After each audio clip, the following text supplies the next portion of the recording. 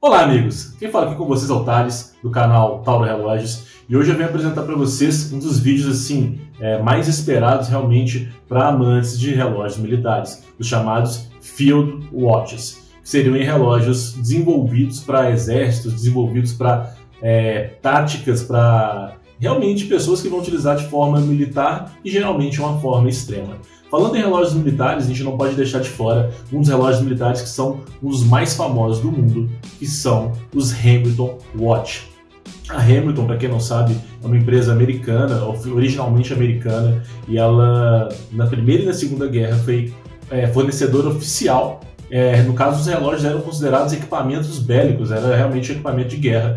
Ela produziu aí relógios de várias formas durante a sua história, e no caso das guerras, né, o exército militar americano foi um dos lugares que foram escoamento aí de produção de forma dedicada durante muitos anos, e somente aí depois da Segunda Guerra Mundial e de fato a Hamilton começou a vender relógios militares aí para todo mundo, para pessoas, consumidores, cidadãos comuns. É interessante também frisar que além do histórico militar que a Hamilton tem, a Hamilton americana, ela também chegou a fornecer relógio para as ferrovias, a construção de ferrovias, então para as pessoas que construíam, né, para os executivos e operários, e também para os correios americanos, antes mesmo de estar desenvolvendo aí os relógios para os guerrilheiros, para os militares, guerrilheiros não, da guerra, mas militares, para os soldados americanos aí, das classes aí, desde soldado até patentes um pouco mais altas. Vou falar um pouquinho para vocês o que é interessante ter um relógio militar, um Field Watch, que também é chamado aí de relógio de campo, né? Que são características aí mínimas que eles precisam ter.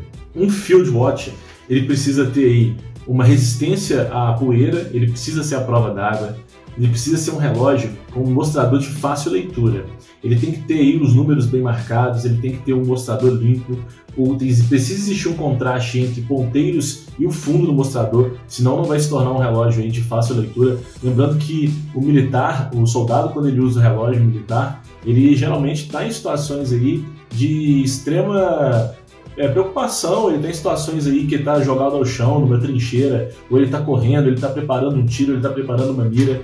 Então, todas essas situações precisam ser consideradas, e a gente tem que lembrar que um tipo de relógio militar como esse, ele precisa estar ali no braço a pronta leitura, né? A gente tem que bater o olho no braço e já saber que horas são, ou quantos minutos daquela hora são, se possível a data. No caso, esse relógio que a gente está apresentando para vocês hoje, ele tem data, mas vários relógios militares não tinham data, então são características aí de legibilidade que eu estou querendo mostrar para vocês que precisa ser fácil. O mostrador precisa ser um mostrador 24 horas, como vocês podem ver aqui nos detalhes desse relógio, ele tem a marcação de 12 horas, de 1 a 12 na parte externa, já na parte interna ele tem a marcação de 13 a 24. Então ele tem sim as 24 horas aí que o relógio precisa, que seria o AM e PM, para poder o soldado se posicionar e fazer a leitura mais rápido. Outra questão também, que esses relógios eles precisam ser resistentes. Então eles têm que ter algum tipo de sistema de resistência para poder suportar o uso diário aí na rotina do soldado sem nenhum tipo de problema. Outras informações interessantes desse relógio, que por mais que ele se pareça com o relógio militar da época da Primeira e da Segunda Guerra, ele é um relógio um pouquinho maior, ele é um relógio que tem, nesse caso aqui, ele tem 42 milímetros de caixa, e eu costumo dizer que esse aqui é um relógio militar de boutique. O que seria um relógio militar de boutique? De fato, ele não vai poder ser utilizado na guerra porque ele é um relógio que está mais para um uso de luxo, um luxo esportivo, do que um uso militar como seus antecessores e geradores aí originais desse visual. Porém, essa aqui é uma releitura, é um relógio que, como vocês podem ver, ele é um relógio que está muito bem feito, ele está com pulseira de couro. A pulseira de couro, no caso, na época não era utilizada, na época era utilizada uma pulseira de nylon, que era uma pulseira que poderia ser mais resistente à abrasão, água, terra e tudo mais. E no caso desse modelo, ele tem o caseback aberto. Esse caseback aberto é para poder, simplesmente de forma perfumaria, a gente conseguir ver aí o fundo do relógio e apreciar o mostrador.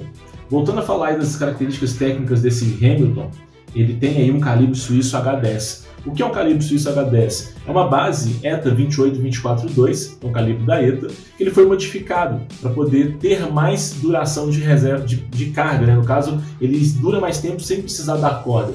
seja corda manual ou corda automática, que no caso desse Hamilton, ele tem as duas opções. Você pode dar a corda manual pela coroa ou a corda automática pelo movimento do pulso.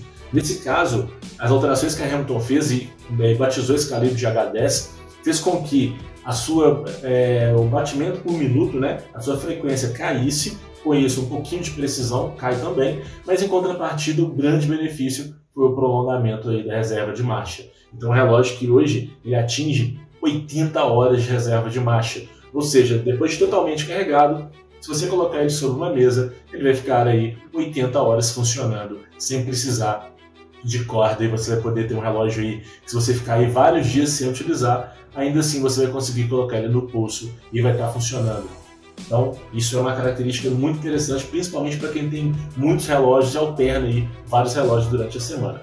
Outra informação que é interessante passar para vocês, como eu falei, esse Hamilton ele tem 42 mm de caixa, um tamanho que, para quem tem um pulso muito fino, na minha opinião, já é o limite. No caso do meu pulso, eu tenho um pulso fino também, então para mim ele veste muito bem. Outro ponto interessante também, só para citar para vocês, é que no caso desse Hamilton, ele tem uma coroa grande. Essa coroa dele, a gente não chega a ser uma Big Crawl como os relógios de aviadores que precisariam estar sendo adicionados com luva, né? No caso desse relógio, ele tem uma coroa grande para se parecer mais com os relógios anteriores da época da guerra. Também são relógios bem menores, eles variavam de 31 a 36 mm.